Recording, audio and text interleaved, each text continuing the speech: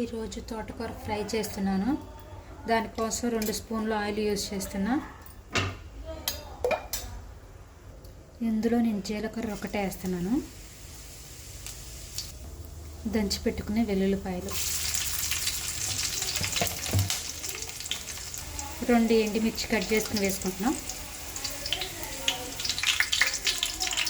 And కరివేపాకు.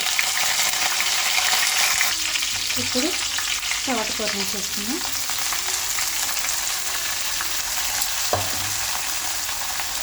ఇప్పుడు కొంచెం సేపు మూత పెట్టుకుని సిమ్లో ఉడికించుకుందాము. చూసారు కదా,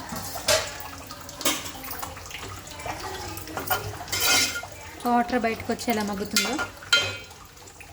ఇందులో ఇప్పుడు ఉప్పు కారం వేసుకుందాం. 1 స్పూన్ కారం, 1 స్పూన్ పసుపు, 1/2 స్పూను గళ్ళుప్పు. ఇది గళ్ళుప్పు కరిగిపోయిందండి. ఇందులో ఇప్పుడు మంచిగా మిక్స్ చేసుకుంటాం. చూసారు కదా, మనం ఏం వాటర్ వేయకుండానే మగ్గిపోయింది.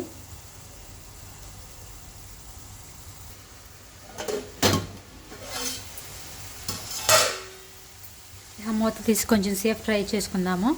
అడగంటుకోకుండా కలుపుతూనే ఉండాలి.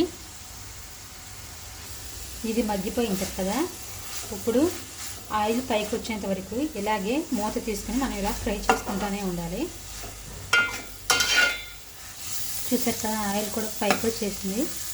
మన కూర అయిపోయింది. తోటకాయ ఇగురు ఇక ఆఫ్ చేసేసుకుని దింపేసుకుందాము.